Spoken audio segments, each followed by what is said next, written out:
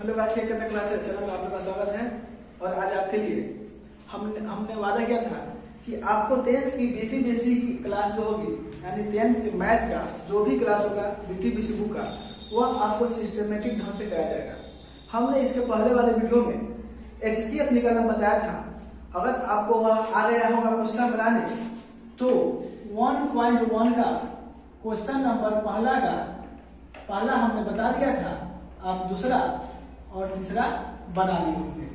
अगर नहीं बनाए होंगे तो कोई बात नहीं, हमने बोला था कि हर एक क्वेश्चन बाय क्वेश्चन को हम आपके लिए वीडियो बना कर आएंगे। अगर नहीं बना तो क्वेश्चन लिखेगा, दूसरा क्वेश्चन क्या होता है आपका 138 और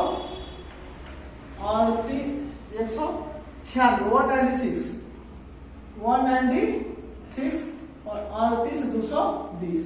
इसका क्या करना है, आपको एचसीएफ निकालना है। ये आपका क्वेश्चन है 2 नंबर। अब देखिए इसको निकालते किस तरह से हैं। तो हम आपको बहुत पहले बता चुके थे कि इसमें क्या करते हैं कि सबसे पहले भाग विधि से हम लोग पढ़े थे, उसी विधि से हम लोग इसको बनाते हैं। तब देखिए यहाँ पे 3 अंक है। आप कमजोर हैं, बिल्कुल घबराने की बात नहीं है। आप बस मेरे वीडियो को लगातार बना रहिएगा, आपको मैथ सिखाना ही छोड़ेंगे। इसको लगाते हैं। अब देखिए यहाँ पे 2 अक्षर लगाते हैं, 96 को 2 से लगाते हैं तो 14 12 के 2 हाथ में 1, तो 2 18 19 के 9 हाथ में 1, 2 2 1 392 ज्यादा हो जाएगा, यानी कि एक बार बनाएंगे। कितना बनाएंगे? एक बार में 196 घटाएंगे 12 में 6 हो जाएगा 6, 12 में से 6 गया तो 6 बचा 7, 17 में से 9 गया 8, 2 में से गया 186। अब देखिए कि आप यह क्या 86 को लगाइएगा, फिर लगेगा नहीं, आप यही गलती की होगी, आपको मालूम है। अब क्या करेंगे, यहाँ पर दोनों को एक को लिखेंगे 1862, यहाँ पर लिख दिए। अभी कितना 1862। अब लगाएंगे फिर इसको। अब देखिए इसको जैसे ही लगाते हैं तो यहाँ देखिए यहाँ कितना है 1 है। तो अगर आप इसके हिसाब से लगेगा तब ना होगा जाके, तो 96 को गुना करके देख लीजिए, 196 गुना करके यहाँ देखिए 2 से किए तो इतना आया था, 300 आया था, कुछ 92 आया था, 4 से करेंगे तो उतना ही पड़ेगा, 8 हो जाएगा। कारण कहता है 18, हम करते हैं 9 से करते हैं। 9 से 54 के 4 हाथ में 5, 9 में 81, 5 86 के 6 हाथ में 8, 9 1 9 8 1764। अगर आप ये सोचो कि हम गुना क्यों कर रहे हैं, हम गुना इसलिए कर रहे हैं ताकि आपको बेहतर से बेहतर समझ में आ सके। इसको उसी तरह से अभी कीजिएगा स्टार्टिंग में, फिर आपको वो दिक्कत नहीं होगी। 1764 घटा देंगे, 12 में से 4 गया 8, 15 में से 6 हो गया 9, 7 में 7 गया 9, यहाँ पे उतर जाएगा 0। अब 0 के बाद कितना बचा, लिखा गया 980। अब कितना यहाँ पर 196। अब आप गुना लगाइए कि 6 में कितना से गुना करने पर 0 आता है, तो 6 बचे 30, यानी कि 5 दिखेगा यहाँ पर 5 से 6 बचे 30 के 16 हाथ में 3, 9 बचे 45, 3 48 के 8 हाथ में 4, 5 9 5 आज 4 9 कट गया 0 से 0, 8 से 8 खत्म, 9 से 9 खत्म, 195 भाग कर एचसीएफ उतर है आपको 196। यानी क्या करना, इसी को इसी तरह से लिख देना है, ए बराबर बराबर, ए बराबर बराबर बराबर क्या रखना है, ए बराबर बराबर 3820, बी बराबर 196। जब बी बराबर 196 आ जाएगा क्या करेंगे, बोले थे ए बड़ा है 20 लिखेंगे, यहाँ लिखेंगे यूक्लिड विभाजन प्रमेय से, यूक्लिड विभाजन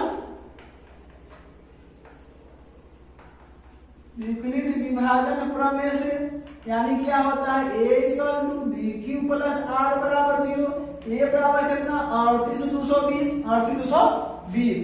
अब बताए थे उस दिन, हम याद कीजिए, जब a हो जाएगा e वाला, b हो जाएगा e वाला, q होता है e वाला, r होता है e वाला, तो यहाँ पर b कितना हो जाएगा 196 गुने कितना q तो 195, r कितना तो 0 12। यहाँ तक आधा खत्म हो गया, फर्स्ट बार में खत्म हो गया। लिखेंगे चूंकि r बराबर 0, अतः प्रक्रिया यही समाप्त होती है, यही समाप्त होती है। इसलिए 196 और 38,220 का मौसम बराबर यही ना आंसर होता है 196 आंसर हो गया। अगर आपको समझ में आया तो वीडियो को लाइक जरूर कीजिएगा। और यह क्या होगा, क्वेश्चन नंबर दूसरा हमने बना दिया। अब क्वेश्चन क्या बचा, क्वेश्चन नंबर तीसरा बचा। क्या क्वेश्चन है कि 867 255 और 255 255। हम आपसे यही निर्णय करेंगे कि क्वेश्चन 3 ही दिया था, हमने 2 क्वेश्चन बना दिया। एक क्वेश्चन इसके पहले वाले वीडियो में, दूसरा क्वेश्चन इस वीडियो में, और अब तीसरा क्वेश्चन बचा।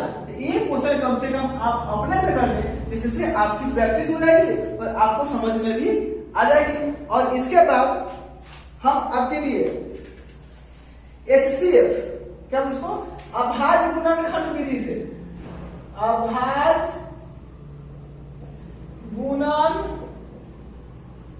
विधि से HCF, LCM,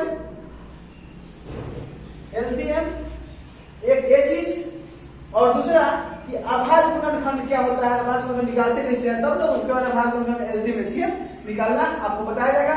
और यह चैप्टर जो होगा आपका 1.2 होगा।